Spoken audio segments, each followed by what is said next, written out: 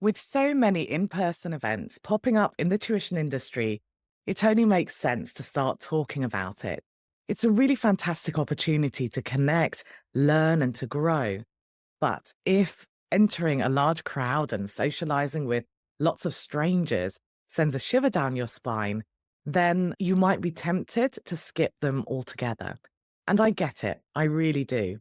Although I wouldn't necessarily class myself as an introvert, it was only really this year, 2024, that I stepped out of my online bubble and started attending these events.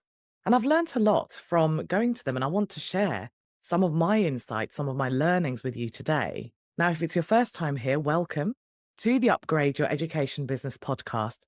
I'm Sumantha McMahon, and I'm not a business networking expert. So in this episode, I'll be sharing insights from my experiences, from my clients' experiences, bits from conversations I've been having with people who really want to step out of their comfort zone, but they're struggling. So if you want to get the most out of in-person events, whether you're an introvert or not, then this episode is for you. Welcome to the Upgrade Your Education Business podcast. I'm your host, Samantha, and I'm so pleased you're here.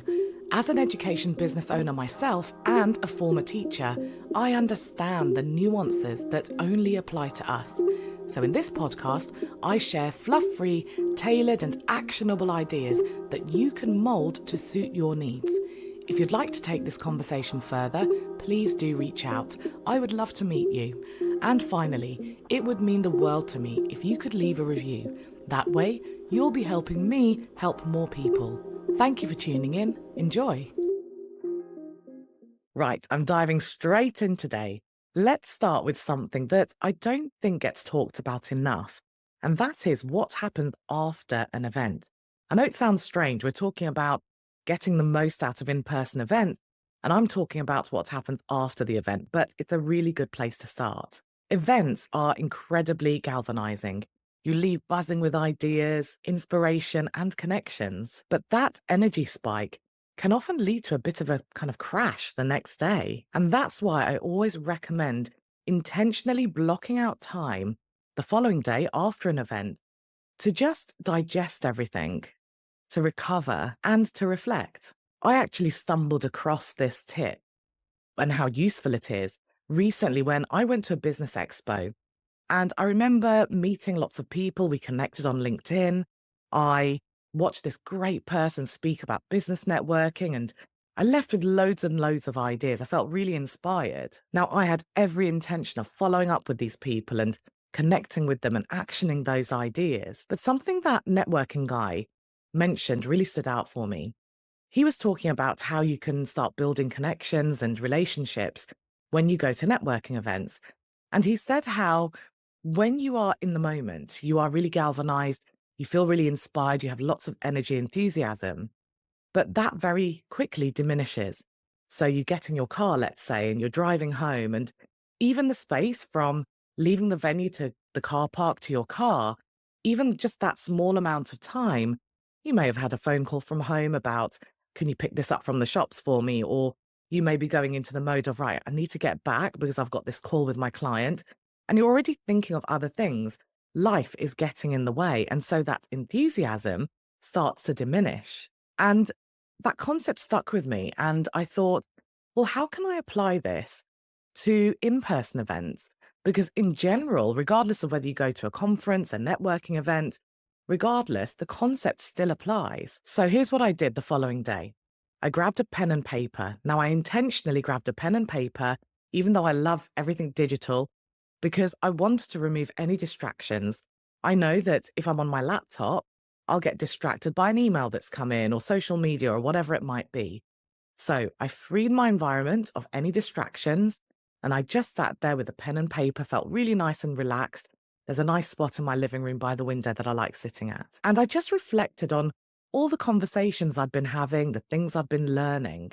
And the most amazing thing happened. That enthusiasm, that feeling of feeling inspired and galvanized, that returned. And as a result, I followed up with people that I had connected with. It was the first time I'd remembered to do that. I actually was able to put an action plan together of things that I'd taken away from this event that I wanted to bring into my business. And it made me realize how important it was to really intentionally set aside some space. So, what you do after an event is as important as what you do during an event, because you'll want to action some of the ideas and insights you've picked up before life gets in the way. It's a really good idea to follow up with people where you've made a new connection, while that relationship is still fresh. A simple message like, "It was lovely meeting you yesterday, let's stay in touch," something along those lines. And it also gives your mind and your body a chance to recover. Events can be really draining, and so you need that time to just recharge. So, my advice is to treat the post event time as part of the process, because really it is. Now, moving on to my second tip. Let's talk about how to plan for the actual day. The reality is that events are tiring. You often have to plan your travel. You do the journey, you arrive, you have to find your way around. You have to get to grips with what's going on, the schedule, where certain rooms are. You speak to people, you're learning, and so on. It's a lot. And if you're someone who struggles with these kinds of situations in general, then your social battery will be on empty afterwards. So a little bit of planning can go a really long way. Here are some ideas. Let's say you're going to a conference.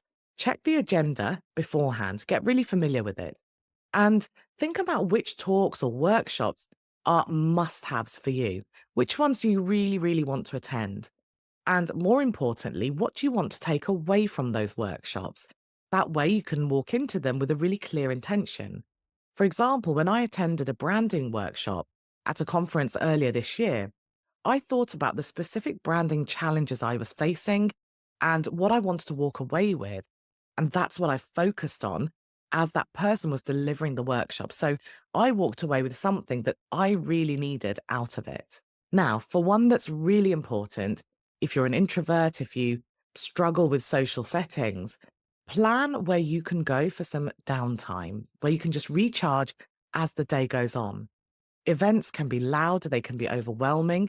So scope out some quiet corners or even a nearby cafe so you can just have a total change of scenery. Having some kind of escape route, so to speak, just to have a breather, can really help you keep those energy levels up and just get the most out of these events without the overwhelm. And also see if you can maybe connect with one or two people who are going to the same event as you beforehand. When we were at the Tutors Association Awards evening, one of my clients was feeling a little bit nervous. It was the first kind of in person event they'd been to, they didn't really know anyone there, and they contacted me. So we just arranged for us to meet at the entrance. She was arriving after me. We walked in together, we hung around together. I introduced her to a few people, and quite honestly, she was then fine. She was off, and she's attended many events since and is absolutely fine. She just needed someone to walk in with for the very first event. So see if you can connect with someone. See if you can just arrange to go together, to walk in together. Having just one friendly face can make the whole thing a lot less daunting. And if you're a bit nervous of the idea of networking, if you're not really sure what that means, just go with the aim of connecting with maybe one or two people. Having one or two really nice relationships and really nice conversations is much better than spreading yourself thin and having hundreds of superficial conversations that don't really go anywhere. My third tip is to protect your energy and to choose your events wisely. As we've already talked about, in-person events can take a lot of energy, whether you're an introvert or not. They can be tiring. And if you're an introvert, your social battery might need some careful management. And this is where FOMO, the fear of missing out, can really trip us up. It's easy to feel like you need to attend all the events to stay relevant in your industry. But the truth is you don't. What you'll find is a lot of the same people go to a lot of these events. So actually, even if you go to a few of them and not all of them, you'll still be networking with a lot of the same people. But most importantly, you have to do what's right for you, because if you're spreading yourself thin, if you're going to loads of events, even though you don't need to, and it's driven by a fear of missing out, then you're not going to get the most out of those events anyway. So choose your events carefully. Look for ones that really align with your goals, that have the kind of style and culture that you really like being a part of. Remember, it's much better to attend one event, fully engaged, rather than spreading yourself really thin across many.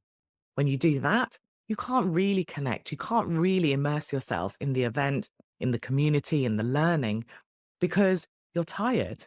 Now, my fourth tip, and this is my final thought, is it's really important to show up on your terms. And really, this is a bit of a summary of what I've already spoken about because in person events, they truly are very, very valuable. I have deepened relationships with people, I have deepened relationships with clients, I've met new people, people who actually I wasn't even connected with online because although we operate in a similar space, we're not directly connected or we're not working in the same niche as such. And these have formed really interesting opportunities as well.